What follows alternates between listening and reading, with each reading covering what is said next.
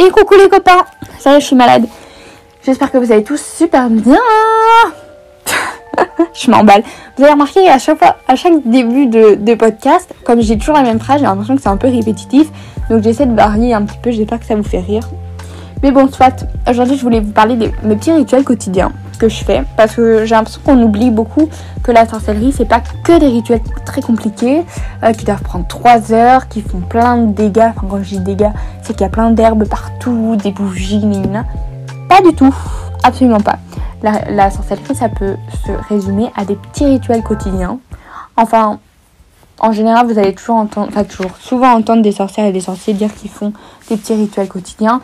Et franchement, il y en a énormément et on n'en parle pas assez. Alors là, je vais vous raconter une petite journée type. Et à chaque fois, je vais essayer de vous mettre des petits rituels que je fais ou que je pourrais faire, qui pourraient peut-être vous aider, vous interroger. Et comme ça, on pourra en discuter en commentaire ou sur mes réseaux. Vous savez. Donc, il faut savoir que moi, ce que je fais... Bon, commençons depuis le commencement. Vous vous réveillez. Qu'est-ce que vous pouvez faire quand vous vous réveillez ? Vous pouvez prévoir de l'eau avec un cristal et une intention. Donc, qu'est-ce qu'une intention ? C'est que vous prenez un petit papier et vous écrivez, par exemple, je sais pas. Par exemple, faire une petite affirmation, quoi. Vous voyez une petite affirmation ou juste un mot style abondance. Vous mettez de l'aventurine dedans ou à côté de votre verre d'eau du matin. Ça, c'est vraiment ce que vous préférez. Soit vous les mettez dedans, soit vous les mettez à côté. Comme vous voulez. Je sais que ça fait débat. C'est un petit peu fatigant. Donc, chacun fait comme il veut. Mais si vous mettez les cristaux dans l'eau, faites attention à voir. Renseignez-vous sur Internet. Il y a des cristaux qui ne peuvent pas aller dans l'eau. Genre la sélénite. Donc, renseignez-vous là-dessus et puis vous verrez quoi. En tout cas, moi, je le fais avec du quartz rose, de la labradorite et je pense de l'aventurine verte. Ça fonctionne, je me porte très bien et je suis toujours vivante. Donc vous pouvez faire ça et le matin, dès que vous vous réveillez, vous buvez cette eau. Évidemment en pensant à cette intention, donc en mettant de la conscience sur ce que vous faites. Déjà, je trouve que le fait de mettre de la conscience sur quelque chose, c'est déjà un moment magique parce qu'on oublie trop de mettre de la conscience quand on fait des choses. C'était devenu tellement automatique qu'en fait, on oublie littéralement ce qu'on fait. Et ça enlève tout ce côté magique. Et des fois, quand vous faites des choses avec conscience, ça peut, par exemple, la manifestation, si vous manifestez avec conscience, ça aura beaucoup plus d'impact que si vous manifestez sans conscience. Idem pour les affirmations positives du matin. Voilà. Donc, vous buvez votre petit verre d'eau en conscience. Et puis, ce que vous pouvez faire, c'est aller devant votre miroir, dans votre salle de bain, et vous lavez le visage, etc., en faisant de la visualisation pour enlever les énergies négatives. Alors moi, je vous en ai déjà parlé lors du tout premier podcast de la chaîne. Je fais des douches purificatrices, ce qui fait que, en fait, je laisse couler l'eau avec l'eau et je visualise toutes les énergies négatives qui partent. Vous pouvez faire pareil le matin quand vous lavez le visage, en fait. Ça permet d'enlever toutes les énergies négatives, les pensées négatives si vous voulez, et surtout de nettoyer le chakra du 3e œil, qui est très bien pour tout ce qui est intuition, etc., etc. Bref, une fois que vous levez le visage vers votre miroir, vous pouvez faire vos affirmations positives. Alors, je dis ça, mais je le dis également pour moi, parce que cette année, je me suis dit, Manon, cette année, tu fais tes affirmations positives. C'est génial, les affirmations positives, ça permet aussi de manifester votre vie si vous le souhaitez, de manifester les choses que vous souhaitez. Donc, vous dites des phrases à l'affirmative, au présent, qui permet de vous donner confiance en vous, etc. Franchement, ça améliore la vie. Donc moi, cette année, je le fais. Faites-le aussi, je vous le conseille. Vous m'en direz des nouvelles. Ensuite, ce que vous faites, vous retournez dans votre chambre, etc. Vous pouvez passer un petit peu d'encens dans votre chambre, c'est toujours sympa. Surtout en fonction des vertus, de l'odeur de l'encens. Ça peut avoir certaines vertus, par exemple l'encens à la cannelle, que vous pouvez faire vous-même d'ailleurs.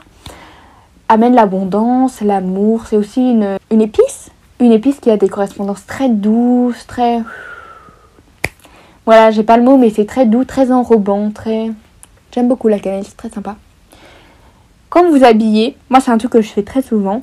Quand je m'habille, c'est que je m'habille en fonction des correspondances des couleurs. Alors chaque couleur a une correspondance et on oublie trop, souvent, de dire qu'en fait c'est un truc extrêmement répandu. Quand vous voyez des pubs sur l'argent financier, etc., vous allez toujours voir du vert. Quand il y a des pubs pour la beauté, les soins, etc., ça va être toujours très blanc parce que pour la pureté, rose pour l'amour. Vous voyez, c'est des choses assez instinctives. Le bleu pour tout ce qui est sagesse, le mauve pour tout ce qui est, surtout mauve associé, mauve violet, hein, associé au chakra du troisième œil, donc associé à l'intuition.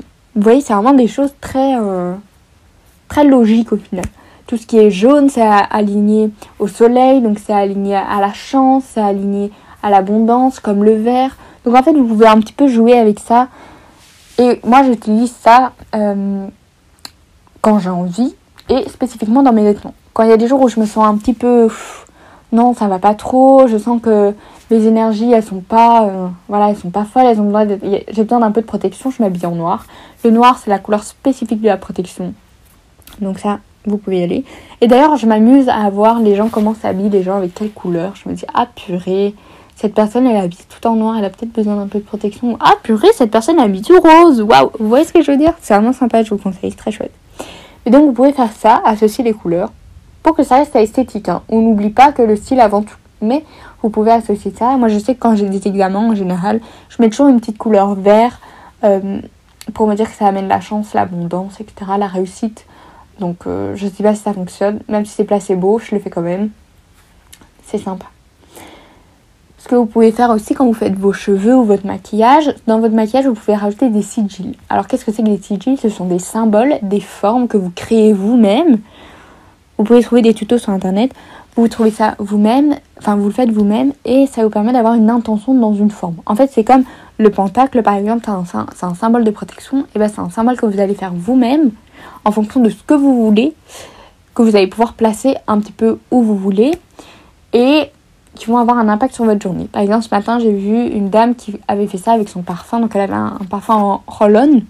Et en gros, elle faisait son sigil d'amour et d'attirance, etc. partout sur son corps avec son parfum pour amener l'amour à elle. Et je trouve ça très mignon. C'est très, très chou. D'ailleurs, vous pouvez ensorceler votre parfum.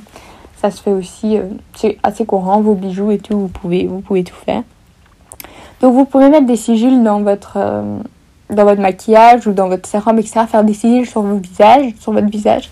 Et après, tout étaler, votre crème, et ça permet d'avoir, la vertu de votre sigil avec vous.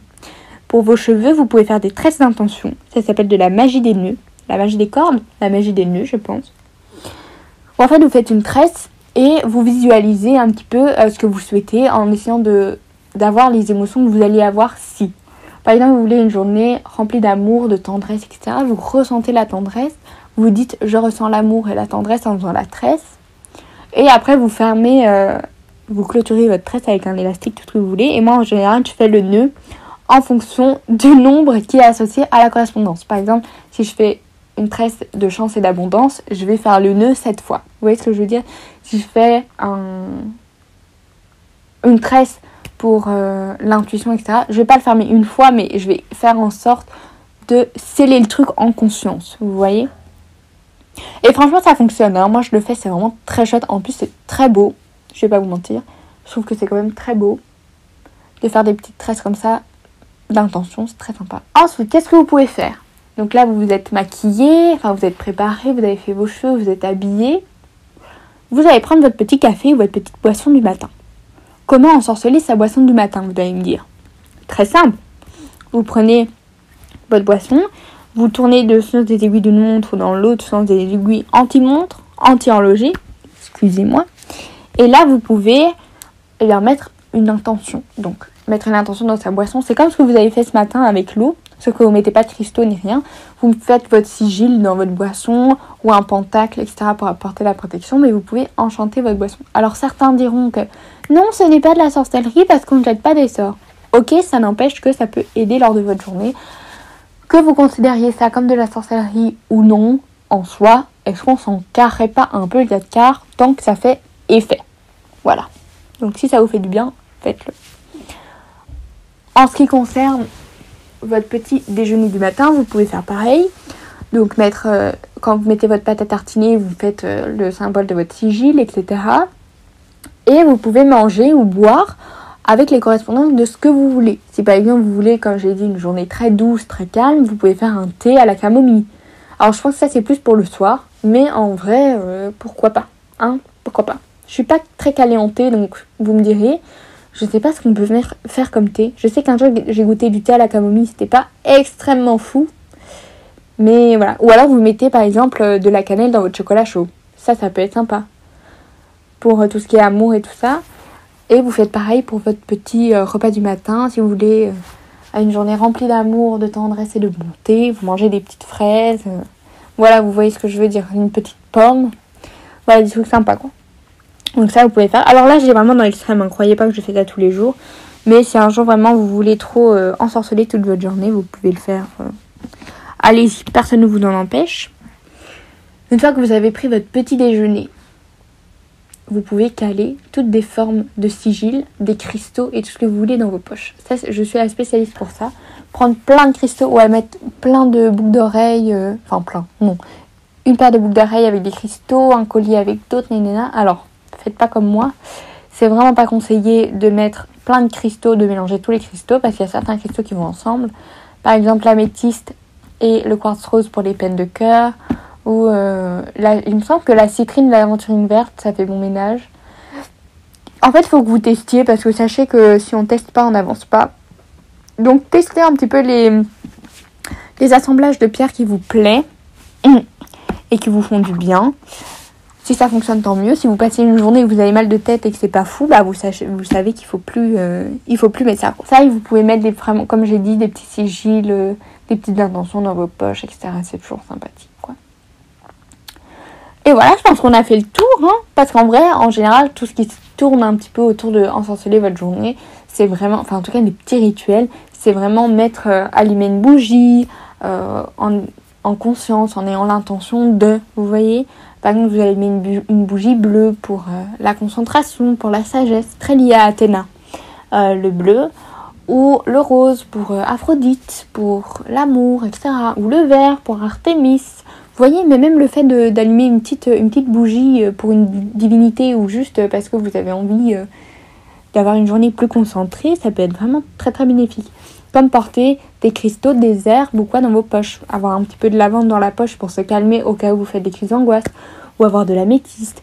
Vous voyez, ça peut vraiment vous aider à ensorceler votre journée. Même si ce ne sont pas vraiment des rituels très élaborés, très compliqués, très très longs qui prennent beaucoup de temps. Si ça peut vous permettre d'être bien et d'aller bien, allez-y. Franchement, moi je vous dis, allez-y. Surtout que ça n'engendre rien il n'y a pas vraiment de risque. Lors de petits rituels comme ça, je pense pas que ce soit très très risqué. Enfin, en tout cas, moi c'est pas le risque premier que je prends en faisant des petits rituels comme ça. Mais bon, écoutez, vous faites ce que vous voulez. Ensuite, vous pouvez prendre par exemple des petites spell jars. Alors je sais que moi j'aime pas trop prendre mes spell jars avec. Enfin, j'en ai fait une. Mais j'aime pas trop les prendre avec parce que déjà ça fait du bruit, c'est du verre. Enfin, voilà quoi. Il faut savoir la mettre quelque part. Mais vous pouvez faire des spell jars. Je sais que j'ai vu ça une fois, une spell jar pour diminuer l'anxiété. Faudrait que je trouve un petit peu. Ici, j'ai le grand livre des correspondances devant moi. J'essaierai de voir s'il y a des trucs pour diminuer les anxiétés. Et vous pouvez faire ça pour tout, hein, donner une bonne impression lorsque vous avez des examens, des spell jars de réussite, etc. C'est vraiment génial. Moi, durant mes examens, ce que je fais, c'est qu'en général, j'ai plein de sigils dans mes poches. J'ai un petit sachet avec toutes les correspondances de réussite, donc de l'aventurine verte, du cristal d'orange pour augmenter les énergies, des clous de girofle, j'ai quoi d'autre? Je sais plus trop ce que j'ai, du basilic il me semble, enfin vraiment tout ce qui est lié à la réussite. Dans un petit sachet vert évidemment. Donc j'essaie de voir ça et en fait vous pouvez faire ça pour un peu tout, hein, ou même si vous avez besoin d'un petit peu de réconfort ou quoi la journée, mais en vrai n'hésitez pas, genre vous mettez un petit peu d'herbe dans vos poches, personne ne le saura, ça reste entre nous. Promis, je le dirai à personne. Mais c'est vraiment je trouve ça dommage qu'on n'en parle pas assez, parce que oui, en fait le truc c'est que si on en parle, on se reprend des remarques de « Ah mais c'est pas la sorcellerie !» Ok Audrette, ok Audrette, ce n'est pas de la sorcellerie, mais ça n'empêche que ça me fait du bien, donc j'ai le droit. Donc vous avez le droit les copains de mettre des petits trucs dans vos poches et de passer un bon moment, passer une bonne journée avec vos petits rituels du matin. Moi je vous conseille vraiment le petit verre d'eau du matin, en plus c'est hyper bon pour la santé. Dès que vous vous réveillez, vous buvez de l'eau, c'est hyper bon pour la santé. Donc à Lyon, purée, je suis désolée, je sais plus parler, je suis désolée. Je sais pas si ça se dit à Lyon, du terme alliance. bon, vous aurez compris, à Lyon, la santé et la science à vie. Voilà, ce truc que j'ai dit qu'il fallait pas faire. Mais là, pour le coup, boire de l'eau dès le matin à jeun, c'est génial, c'est super bon pour la santé. Donc allez-y, yeux fermés, allez-y. Si vous avez d'autres rituels que vous faites, n'hésitez pas à me le dire en commentaire. Parce que moi, c'est le genre de rituel que j'adore. Hein. Les petits rituels comme ça, je trouve ça génial. Donc si vous avez des petites choses que vous faites le matin, le soir ou l'après-midi pour que votre journée soit plus belle et meilleure, n'hésitez pas à me contacter pour me le dire ou le mettre en commentaire. Tous vos commentaires sont publiés d'ailleurs. Si vous répondez à la petite, au petit cadre en dessous du podcast, il y a écrit... je mets une petite phrase en général et vous pouvez compléter. À mon avis, là, il y aura quel est ton rituel du matin ou quel est ton petit rituel, quelque chose comme ça, vous pouvez mettre. Et ce sera partagé, donc les autres personnes qui écoutent et qui regardent, vous n'êtes pas beaucoup, mais je vous vois quand même, pourront bénéficier de votre réponse. Et moi également, je pourrais bénéficier de votre réponse. Bref, tout ça pour dire que j'ai été très contente de faire ce petit podcast. Voilà, moi j'avais l'impression qu'il était très posé, donc dites-moi si vous avez eu cette impression-là.